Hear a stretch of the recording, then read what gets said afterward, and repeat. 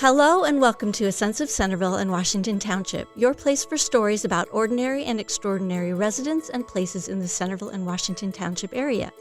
I'm Susan from Centerville-Washington History, and I look forward to hearing your story. Today, my guest is Brady Kress.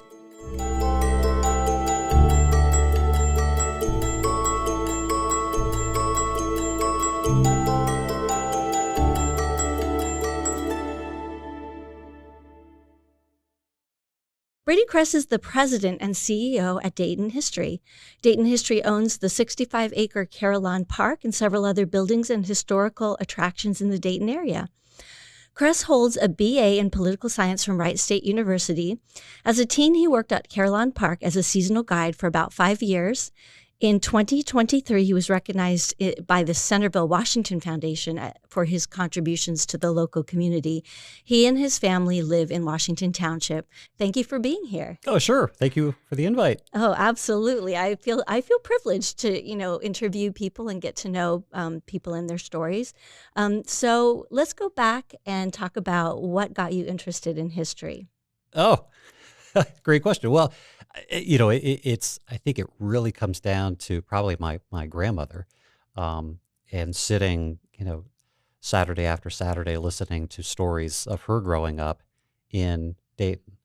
And so I'm fifth generation Daytonian. Our family settled on Whip Road in Centerville, and so she would tell me story after story of the flood, of working at NCR, working at Frigidaire, as my grandparents did, my father did. So really just surrounded by it. Certainly by time in Boy Scouts, we were always going to historic sites, and so just loved that. But that's where it really comes from. It is a sense of place, as Centerville historical would say. Yeah. But having that kind of connection and driving, down Whip Road or wherever, and thinking, oh my gosh, it's almost 200 years ago. My great grandfather was trying to scratch a living out of the hillside here. It's neat, and there are those reminders all over town, that the walls that unfortunately that were torn down near Miami Valley Hospital. The stone walls that were there. My grandmother talked about sitting on those walls watching the floodwaters. And she had married that year, and so talking about family members sleeping on their dining room table back off of Xenia Avenue where they grew up was not affected by the flood. So people were staying in their house. Just those things were just fascinating. And so I feel very lucky to have a job where I get to share, not my family stories, but share those Dayton stories with people every day. Mm-hmm. It's really the more you know, the more interested you become. More than you realize you don't know. Yeah. That's true. Question after question. What was that like as you dig deeper into a story? And most people, when families passed away, it makes you go, oh, I wish I'd asked this question. I wish I'd asked this question. So it's great that your grandparents gave you that little bit of history as a young person. Yeah, very, very fortunate. Yeah. Okay. Also share some of your experiences with Carillon Park, your early experiences there. Sure. Yeah. No. As a kid, we spent a lot of time at Carillon and across the street at Old River, because Dad was at NCR for 37 years. And so, grew up there, learned to swim at Old River. And so, but spent time at Carillon, knew Carillon. And as I started to develop a real interest in history, and more to the point, which led me to Centerville Historical Society, was an interest in early trades and going through the tools in my grandfather's garage, finding these old woodworking tools really fascinated me. As that interest developed, my mom drove me down to Carillon. I was 15. We said, well, let's go see if they're hiring. It was the middle of the summer, and Carillon at the time was a seasonal museum, so it was only open May through October. And they did all their hiring in the winter, and trained people in the spring, and then the guides were ready in May for opening. And so it was July or August, and so I said, well, can I get a job? And they said, no, we don't do that. So I, as an obnoxious 15-year-old, I said, well, that's not the answer I wanted. So and I had just been talking to the other guides in the guide building that was there in the middle of the park. So I said, well, I'll call and find out. And so I, picked up the phone and called Mary Matthews, who was the executive director there, and said, here's who I am, and I really have this love of history, and I love Carillon, and I'd really like to work there. And so they hired me mid-season, and it was really odd that they would do that. And so the other guides couldn't figure out who I was. They all thought I was older than I really was, and who was this guy that they hired mid-season? This isn't normal. And the program director there really was looking for somebody who I guess was not part of the regular guide group that could follow her around and help her with programming.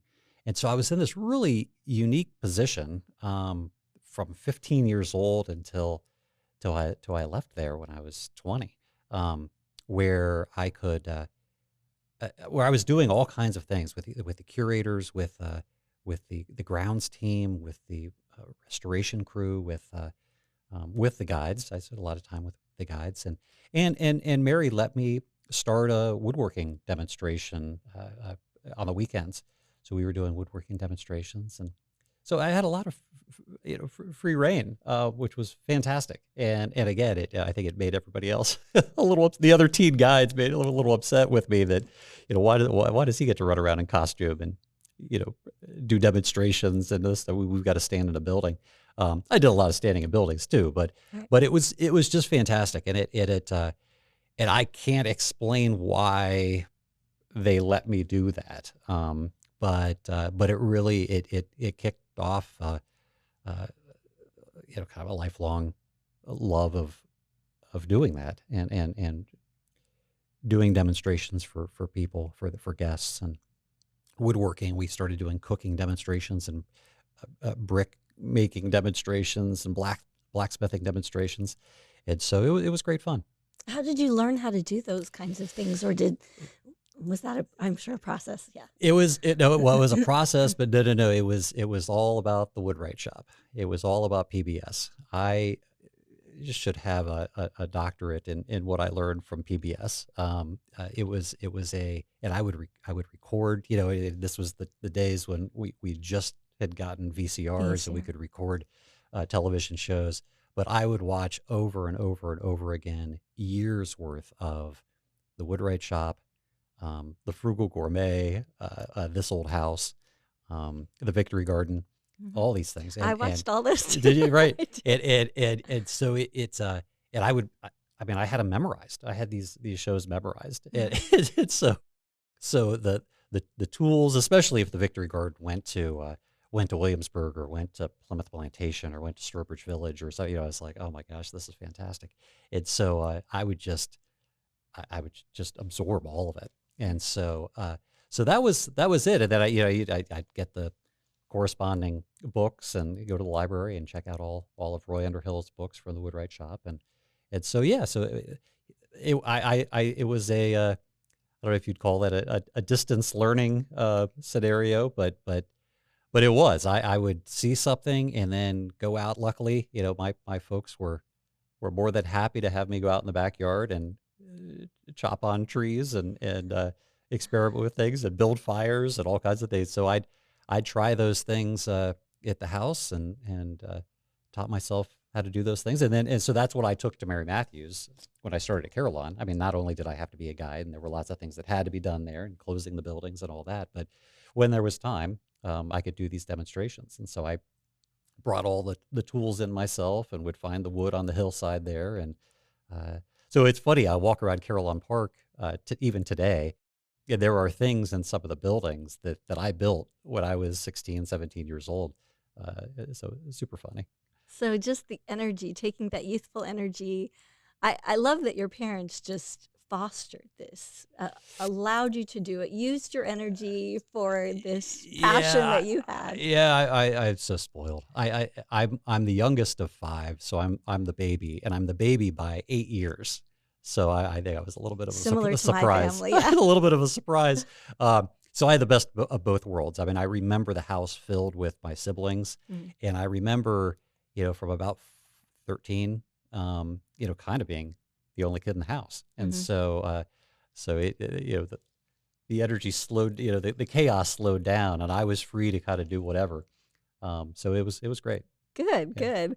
Okay, I do remember that stories from old people in Centerville, Washington history that you did classes for Centerville, Washington history as well. Can you talk a little bit about those programs? Yeah, it was neat, and I can't remember what drove me to design that program. I was talking with Lynn Russell, who was the director at the time, and it was the lead up to Centerville's bicentennial. Okay. So this is in late '94, early '95, and we said, well, we ought to do something unique leading up to the bicentennial, and so people were talking about house tours and maps and walking tours through the city and those kind of things. I said, well, let's do a program. So I presented. I put this whole presentation together where we would teach classes to kids and adults through the summer,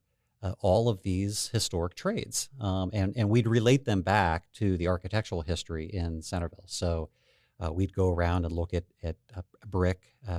We'd go around and look at axe marks and adze marks on timbers upstairs in the Walton House, and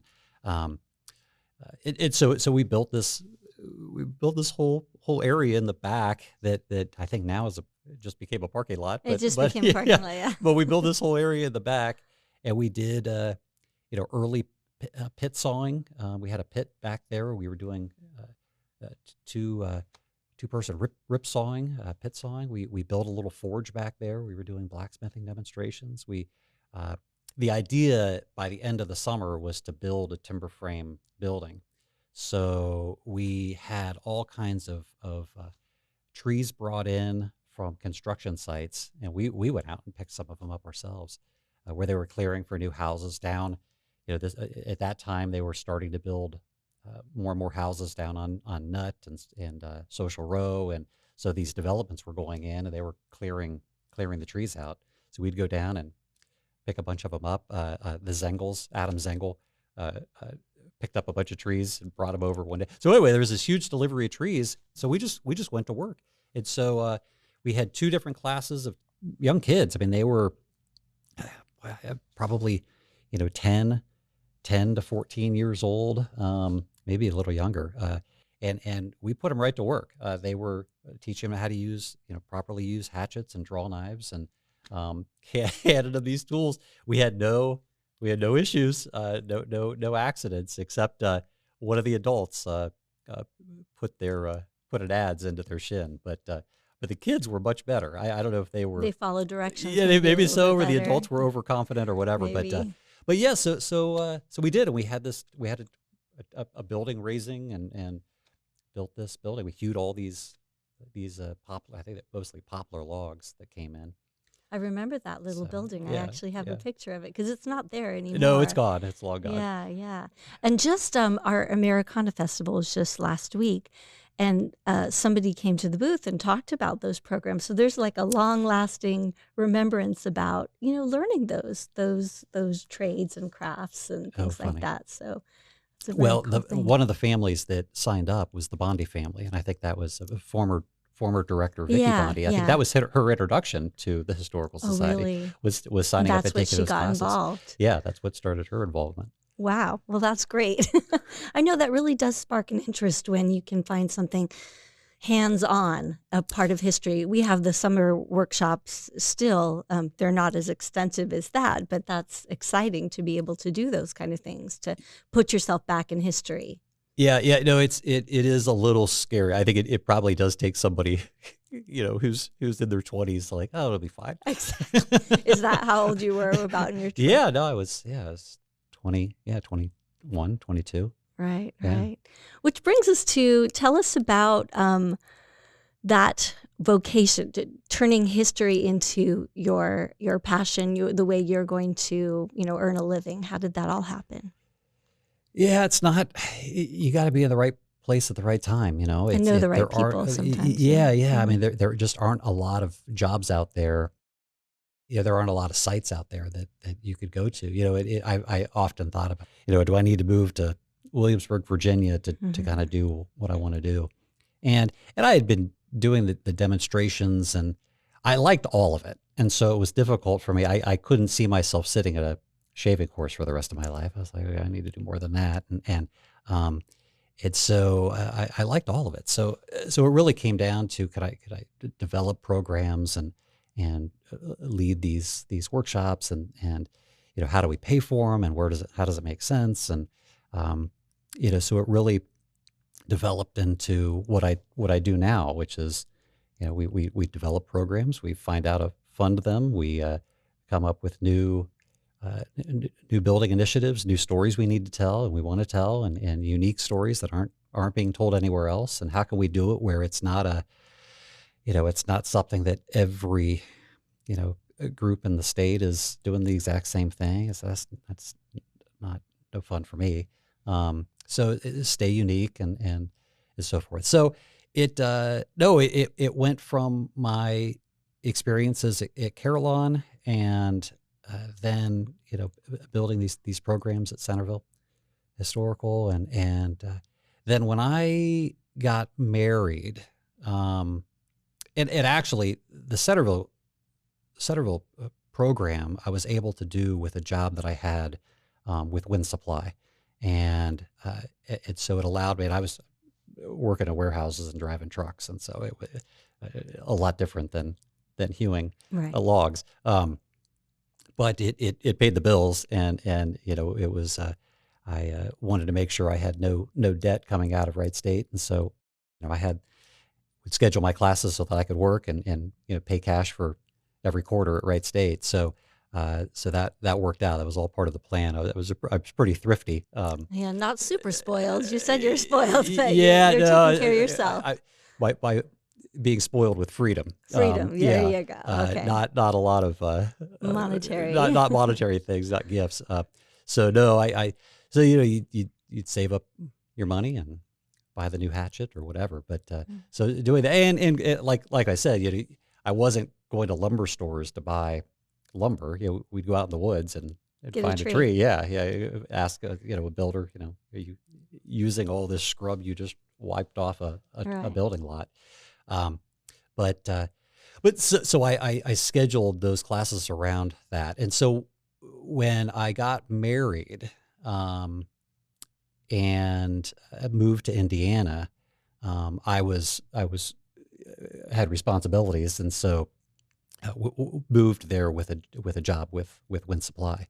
And so we had Wind had just acquired a company north of Indianapolis. So we were, it was a new acquisition. So we were winizing that company, turning it as an acquisition. And so was doing outdoor sales and indoor sales and warehouse work and driving and so forth. So went there. What I found myself doing oftentimes, I'd set up sales meetings where I was working. It was fun, but I'd find myself setting up those lunch meetings at Connor Prairie. I'd find myself doing that. We'd go down to the State Museum or the Outer Dorg, or there was something drawing me to these museums and be like, well, we have to meet for lunch anyway. Let's meet there, and so I'd get a kick out of going around and exploring exploring. Well, and I'd take accounts through, just to get them to know them better, and we'd have fun at some historic site, but then I'd walk away with a nice order for pipe valves and fittings, which is what Wood Supply does, and so it was neat. So when so an opportunity came up where I was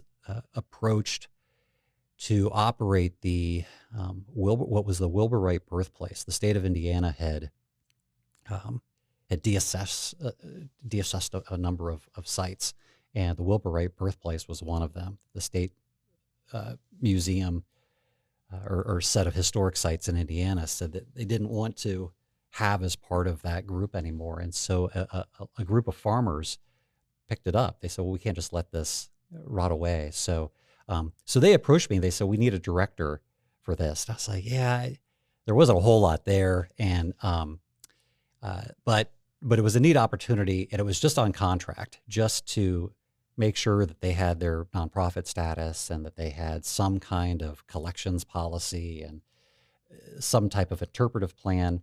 And so spent time with them establishing that. And in the process was approached by Historic Landmarks Foundation of Indiana, because now I was kind of in the circle.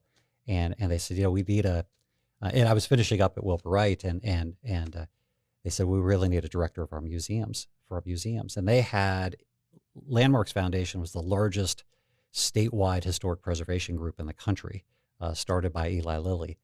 And so they had huge staff. They had, I think, 9 regional offices around the state, a number of historic properties.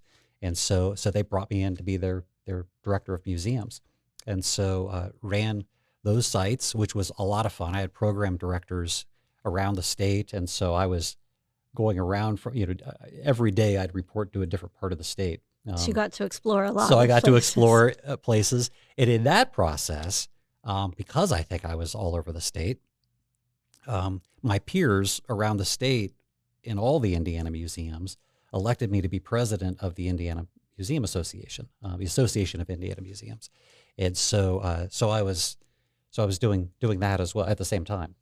And so that was great fun. And so I had, through all of this, stayed in contact. So what was that, dozen years, had stayed in contact with Mary Matthews, who was the director of Carillon. And she didn't tell me this directly, but I got the sense that after the 2003 Centennial Flight Celebration, she was going to retire. And I said, that would be interesting. We had our first daughter by that time, and both sets of grandparents were here in Dayton still. And it might be nice. Also, we had a farm in the middle of nowhere in Indiana. And so my wife, who also is in the museum industry, more on the nature side, we were having our first, so she was leaving her job, and said, well, we're either moving back to Dayton or we're moving to Indianapolis, because she was like, you're not going to leave me out here in this farmhouse, in by myself with a baby. So threw my hat in the ring. What a great opportunity to come back to Dayton when the job for Carillon came open, and so it worked. So by the end of 2003, I came back to work at Carillon, and the job there was interesting. That interview process was interesting because they were flirting with the historical society, the county historical society, and wanting to do some kind of partnership, and whether that was just programming partners or whether that was a full merger, they didn't know what that meant yet. And I think it was a combination of the fact that I knew Carillon very well, I knew Dayton very well, and I had been running multiple locations over in Indiana and running around the state building alliances with other museums, that they chose me to come back and say, we don't know where this is going to go. They hired me as the executive director of Carillon Park, and with the idea that we were going to start these discussions.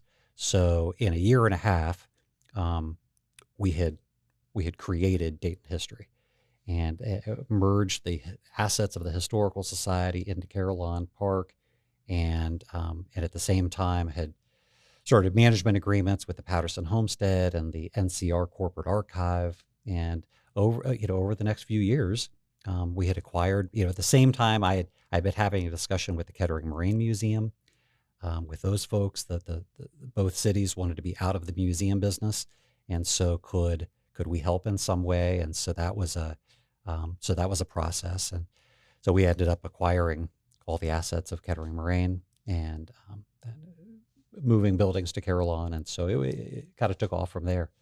So pretty much you're kind of just learned as you went. Learning how to run an organization wasn't really in your wheelhouse, but you just learned it as you must have had some innate ability to do that. Well, I don't know about that. I mean, running a wind supply that's true. place Yeah. so I had the business background. That's true. I had taken business classes at Wright State. I ended up with a minor in history, but that doesn't, Right. those are subjects, not Yeah. management. Right. So yeah, no, it was how could we bring everybody together and build some partnerships, and the timing was right again, that Mary was retiring. The historical society was looking for a new direction.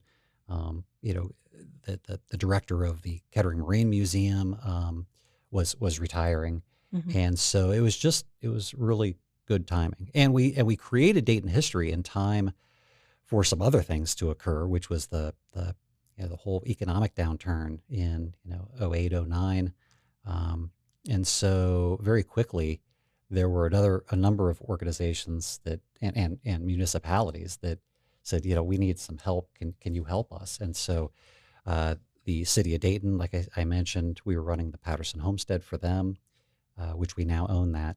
The NCR decided to leave town, and so they left the Wright Family Foundation with us running Hawthorne Hill, with the idea that eventually it came to us. So we own Hawthorne Hill in Oakwood, Orville Wright's mansion.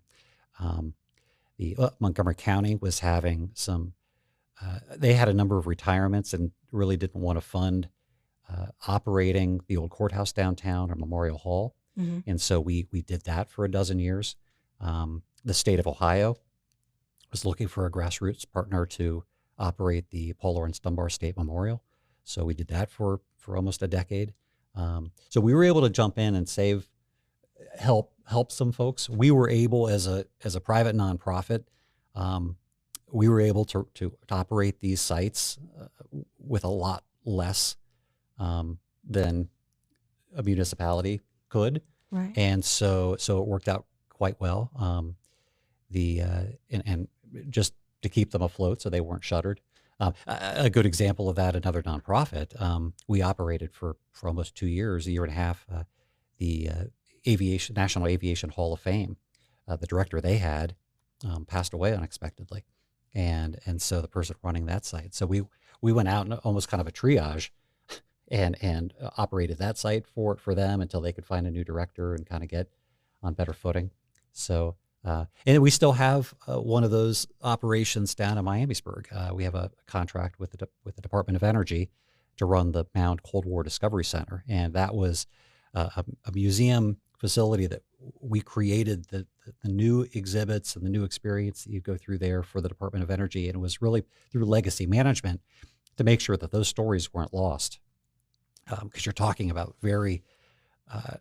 you're talking about a top secret project, right? So as opposed to some of the other things, we can go into the Kettering Marine Museum and it's filled with Frigidaire and Delco and NCR stories, Wright Brothers stories. Well, we could pick up 1,000 books and figure out, well, this is a part to this Frigidaire appliance. You can't do that when you're talking about Nuclear. a nuclear, a project.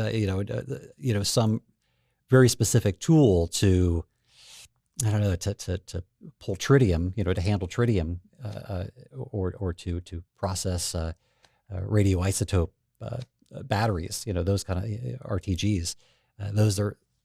We need the retirees and the content experts to help us tell those stories, but to get the stories so we know what to tell and how to preserve them. If we didn't do that, their knowledge would die with them. And we were worried about that. And legacy management was worried about that. So they called us in to help. So important. Yes, sharing those stories. And somebody's got to be recording those, and somebody's got to be concerned about preserving history. And so it's exciting to think about. I think we've covered a lot of those. We talked a little bit about how things have evolved since you've been CEO. Can we talk a little bit about the pandemic effect on operations and how that affected things at Carillon and Dayton History? And, in some ways, it still affects us. We didn't want it to. So you tried hard not to let it. We did, and we did, and the same guy that handed 13-year-olds hatchets said, let's do whatever we can to stay open for the public. Mm-hmm. And it worked out well. That especially that Christmas season, that first Christmas where the county had their color coding. I think the county went purple or whatever that meant right before Thanksgiving at that time. Mm-hmm. There were ups and downs of the different people being affected at different times, or hospital rates, however they came up with those codes. And so we said, everybody was closing. The different holiday traditions that folks had, there were very few left that people could go enjoy at Christmas. And so we said, we're an open air museum. And if we kept all the doors open, we called the county health department, said, look, come over. We want to show you what we want to do. And we walked them through what a Carillon Christmas was going to look like. And they said, you know what? You're doing everything that we would recommend you do. Go for it. And so we did. We had so many calls, people thanking us for staying open and allowing families to come through and have some kind of normalcy for the holidays. So it was good. One of the fun things that we did during the prior to that, during the mandatory shutdown, was, my accountant was coming in. He was on one side of the building. I think I spent, a week at home. I was like, I can't stay at home. I'm going to go in and get something done. So we were there, and then I started getting calls from staff. They're like, what can we do? And we had sent out, we came up with a whole list of projects that people were working on at home, but there's only so much you can do with the kind of business we're in. There's research, and curators could do some things, but from a programming aspect, so give us something to do. So we kind of used that opportunity without the public there to upgrade a bunch of properties. Mm-hmm. And it worked out quite well. It's things that are hard to do when you have people coming in and out of the doors. And so we took full advantage of that. And it worked well. Our numbers obviously were down from previous years, but and they've rebounded now, so we're back to where we were.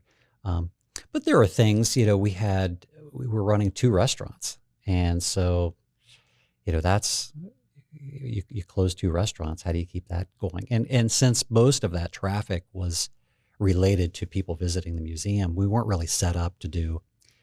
You remember all the things that people were, the pick up and take home and box lunches and things. And because it's an experience. It's not the same feeling. Right. I mean, we just weren't set up for that. People weren't coming to us at any point to just kind of pick up food and go. So anyway, we tried that for a little bit. It didn't work. So it did. When we reopened, both restaurants, we had a different service style, because when we were allowed to reopen, but you had to do the distancing with tables and all of that. But it seems like a nightmare, doesn't it? It sounds long ago too. It does. I try to remember everything we did, but all the mask requirements and stuff. But we went to counter service, so that we didn't have wait staff going to each table. That was one of the recommendations. Right. And so we did that. So that's something that we still have at the brewery. One of these, legacies from the pandemic, we still have at the brewery. It's counter service. You go up and get your food, or we bring it out to you, but you go up and order it. We just switched that back at Culp's Cafe. Mm-hmm. We were doing that at Culp's when we reopened Culp's, and we just went back to have wait staff come to the tables. So a little different audience in there. We have a lot of lunch groups, right, and maybe older clientele going to Culp's as opposed to the brewery. Right. So, but yeah, it is that when continues. You started the videos during COVID, or with those previous? I'll tell you what. Yeah, we had a whole series of videos. I love the videos. Yeah, thanks. Yeah, the history how-tos. No, we had actually started producing those 6 months before. Wow. And it was something that I wanted to do to just kind of bring some interest in, and it goes back to the demonstrations and what I loved doing when I was 15.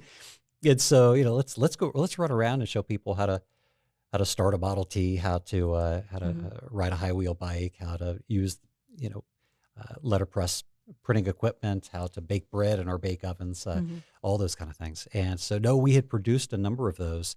And so when the pandemic happened, said, okay, it's time to release these. And so it was perfect timing. It was our online presence was keep that connection with your people. Yeah. And during that time, there are a few that I did myself. That I went in the park, and the park was completely empty, and just with my phone, with your camera.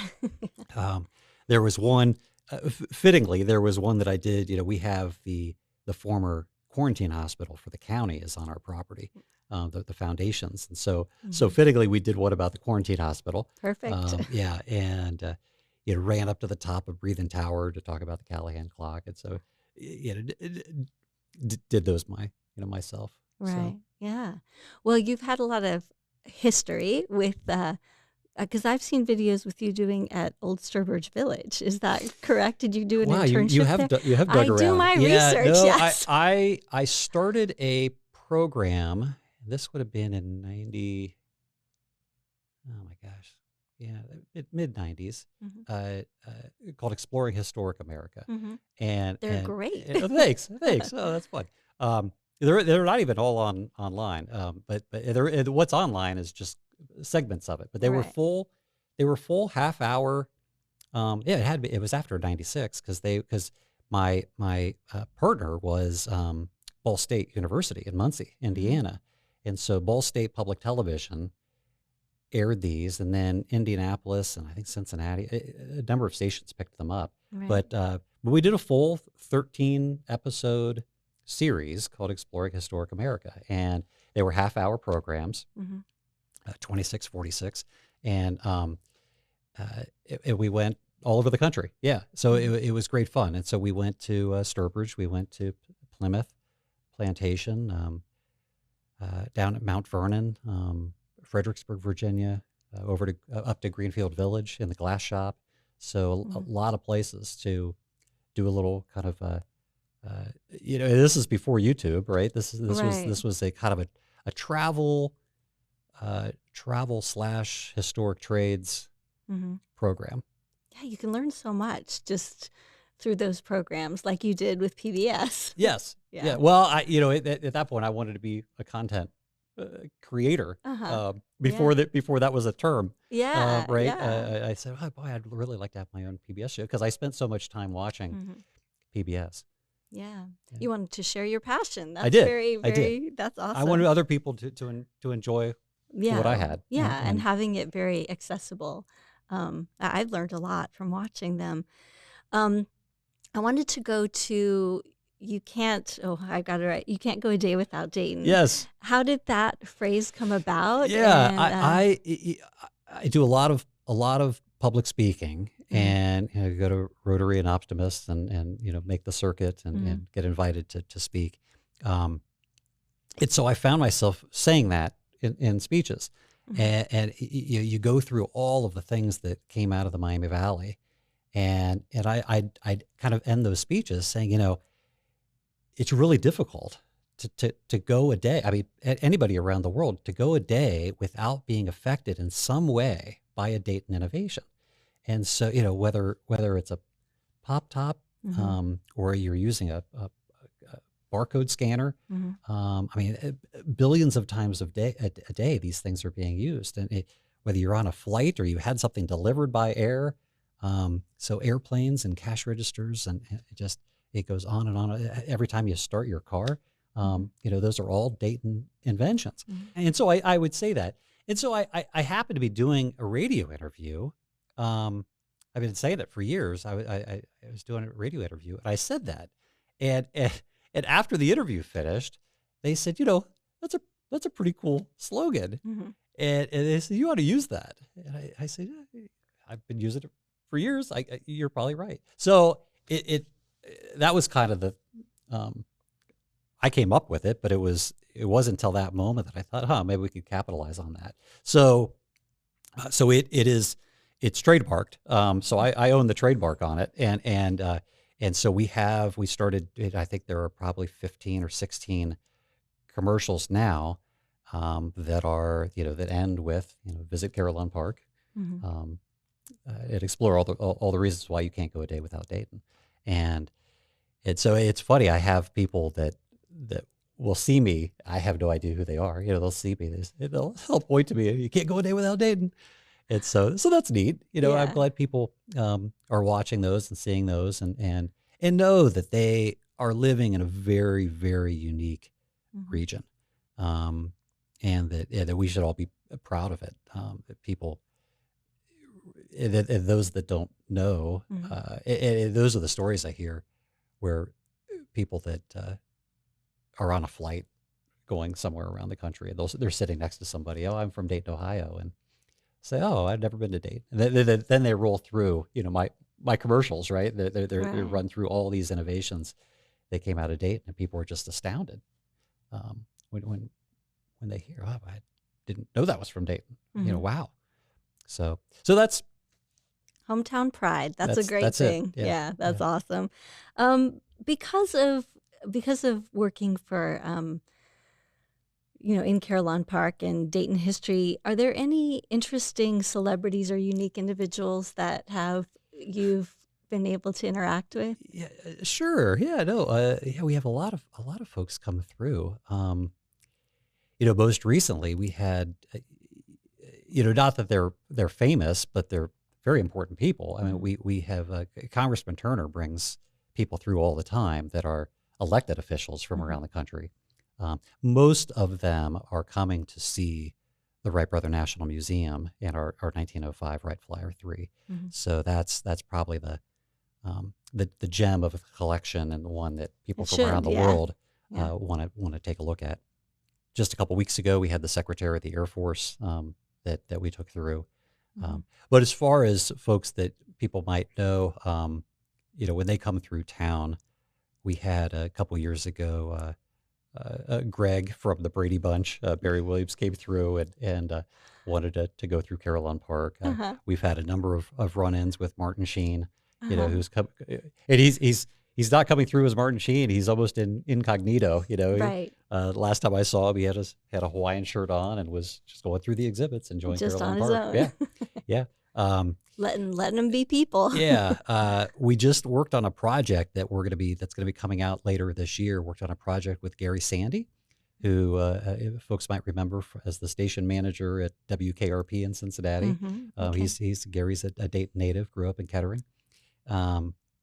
We had I gave a great tour a number of years ago to Tom Hanks, came through, and Tom, as you might know, purchased the rights to David McCullough's Wright Brother book, and so is supposed to be working on anything Tom Hanks does is going to be amazing, but an amazing story about the Wright brothers. And it's a great book. Yeah, it's a great book. Book. So we're looking forward to that, and so given the walking around with Tom Hanks was neat, and he's a super nice guy.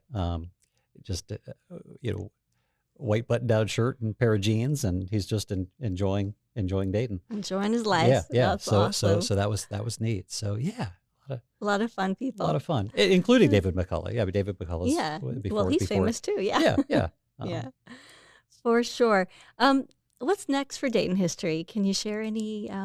What's coming up? Yeah, big things. Carillon will never be finished.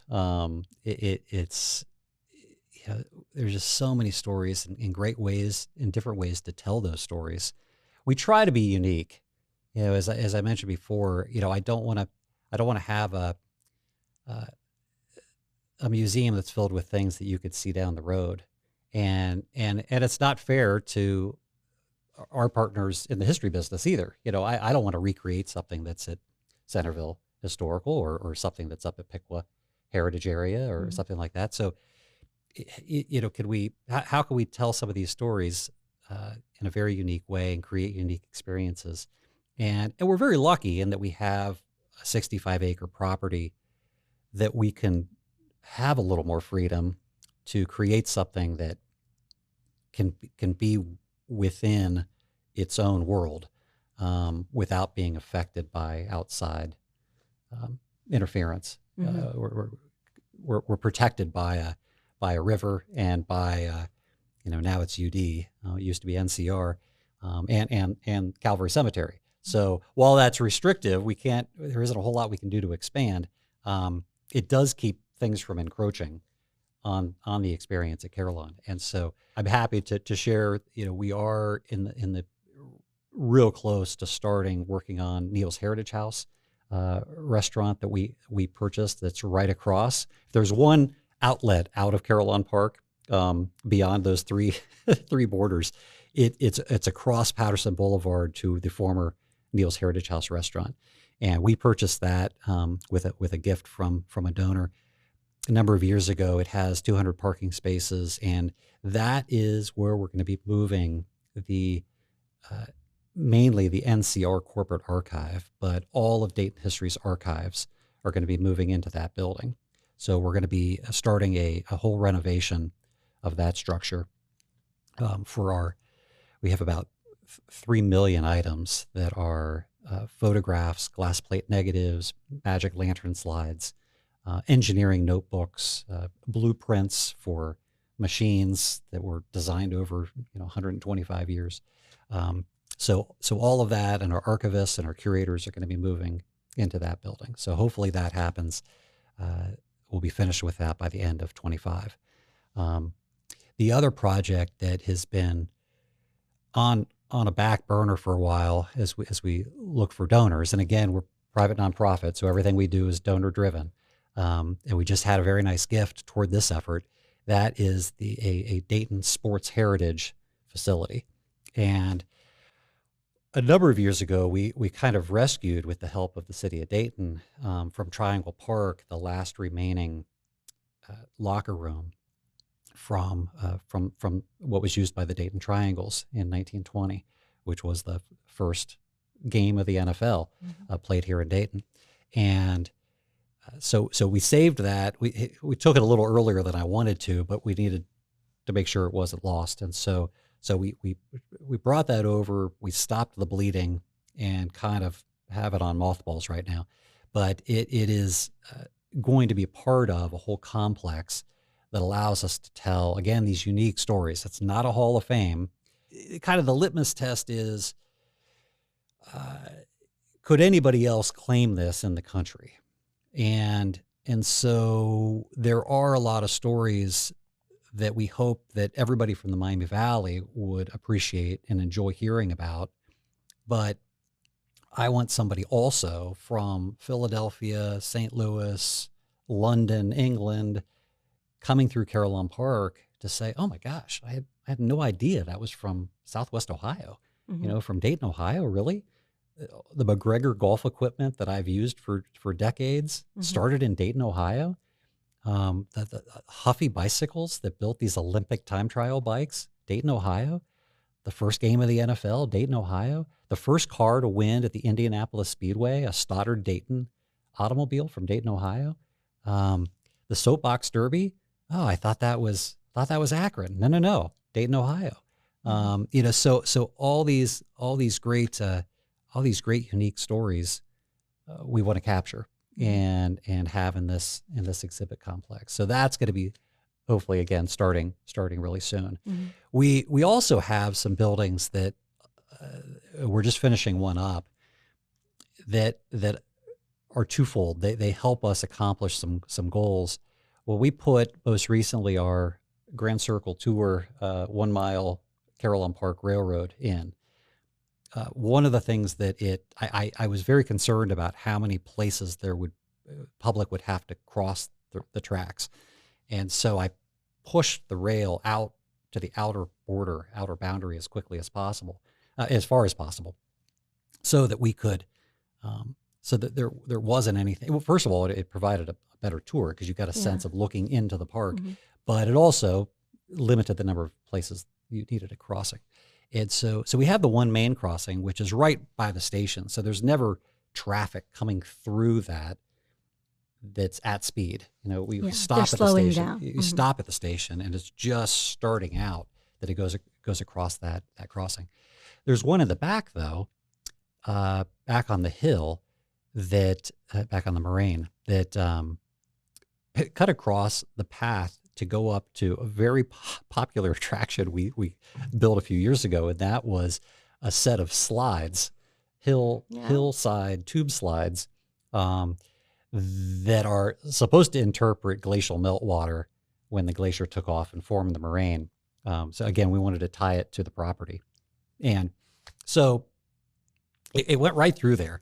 And so you had to climb stairs to get up to the slides. And so we were going to bring those slides out. Can we put the not the slides? Can we put the stairs out further and have a bridge that goes across the tracks so you're not having to cross the tracks? But I didn't want just this staircase out there. It was going to look like somebody's backyard deck. And so how do we plus this? And so the idea was, since we're talking about glaciers, we're talking about that in that area, the natural history, natural resources of the area, creating the incredible aquifer, creating the Great Miami River Valley right there. Can we combine those stories and talk about paper production, natural resources, and all the water power that was here in Dayton allowed us to create one of the largest paper industries. And nobody thinks about this anymore, but we made a lot of paper in Southwest Ohio.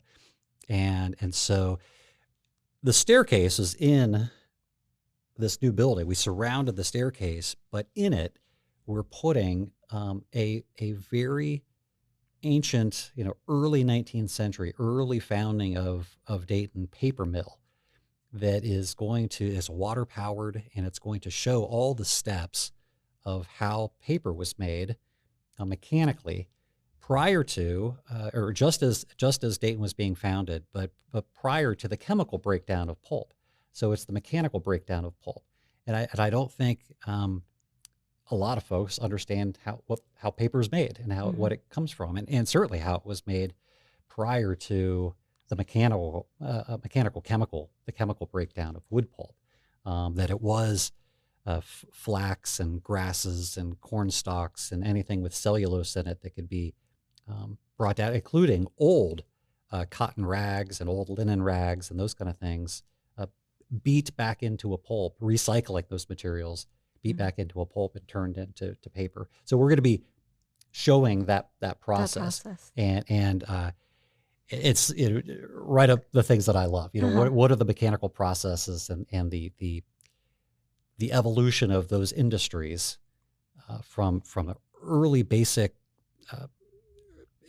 processes and ingredients to what is now a massive industrial process. Didn't used to be. It was almost kind of a cottage industry. Mm-hmm. It's the same thing that we did in our brewery. The brewery's 1850, and the reason we picked that year was not only because it was easier. Once you get past 1852, lager yeast makes it to Dayton. So if you stick with ales, you don't have to have lagering cellars. But a top fermenting ale yeast is a lot easier to produce ales than it is lagers. And so you have that. But also after that mid 19th century, you get into this large steam-driven industrial complex to make beer. And so prior to 1850, we could keep this very simple, again, very craft-driven, handmade beer. And from roasting the grains over the fire to hand milling them with a simple mill. It sounds like everything's about education. It absolutely is. It absolutely, because you go to and I love touring breweries, but you go to and wineries, but you go to a brewery and you say, oh, where are you doing the brewing? And so almost every place you go to is kind of behind the glass. There's some maze of stainless steel pipes and bins and things. It's like, oh, okay. And rarely do you see anybody working in one. Just like, well, there it is, and it's static and everything. And so, again, I didn't want that. And when we did our brewery, there were only 2 or 3 in town. Now much there's more one in every corner. popular. Yeah. But we started that process. It's like I don't want. It's not educational to look at the stainless steel jungle. I want people to be able to see every process and every stage of the process and the raw ingredients, so they know exactly how this works, and then from there you can go to the modern processes. But I want everybody who is doing, and it's why we own the Dayton Ale Trail domain. It started with us, Right. and I wanted people, and I still do. I want people to start their brewery tour at Carillon's brewery, because that's where you learn the very basics of brewing, and then you can go anywhere else and understand it when you're looking at the stainless steel, how it maze works. behind the glass. How does it work? Definitely. Yeah. Wow, lots of stuff happening. That's for sure. I just have a few more questions that I want to take. Can we talk about the Centerville house that was moved to Carillon? Oh, sure. It's I think it was 1953. So 53. before we had our preservation. Can you talk a little bit about that house? So I think it was on Social Row. It was on Social Row. It really real close to where the Yankee Trace Country Club, where the clubhouse is. Yeah, that was the farm over there. The house itself, William Morris, a Revolutionary War veteran, built that house, and it was the first Carillon Park. It was the first building moved into Carillon after the park opened. So there was an initial 8 exhibits at Carillon, in Carillon Park. So we opened in 1950, but we had the Deeds. We had a Deeds barn. We had the Corliss engine. We had the wagon shed. We had the canal lock. We had the covered bridge. We had Wright Hall, and we had the Carillon itself. And there was a little building that was that housed a fire pumper in the park. So those were the original things you could come to Carillon and see. And so so in 53 they decided, well, let's time to add another building. And so they, next to Deeds Barn, they brought this house, the stone house. And I think it ties not only to Deeds wanted to expand into kind of early life and early settlement, because everything else was either transportation or early industry. It was the first move into early settlement history, but also the fact that Edith Deeds was a Walton, Edith Walton Deeds, and so she grew up, and her family grew up, as did the Wrights early on, right? But she grew up down here, and so that was a nice little tribute for her. Now, she had passed away by that time, and so whether or not that had anything to do with it, if he did that as a tribute, there's nothing to indicate, nothing to indicate that, but it's possible. It's possible. Yeah. It's a little. There are parts of it that are a little contrived, because it was moved there not as a pioneer, building, but as the visitor center, and so it was used as the first place people would go as a visitor center before you'd go out, and so it has a solid stone floor in it. That we know from all the original photographs. It had a wood floor and a cellar under it. It has, they intentionally left a part of the upper floor cut out of the floor so that you could look up to the rafters and see how the roof was put together. And you look at the lath and everything. So there's some weird 1950s things that were done to it, but it also means that they were, they did a great job with it. And I think it is an indication that they wanted to, it wasn't necessarily total accuracy, but they wanted to open it up so they could be educational with showing parts of the building that you wouldn't normally have access to. So, so we'll say that. Yeah. Well, thanks for sharing that. I think it's important to share, Centerville history on Centerville-Washington History's site. Yes.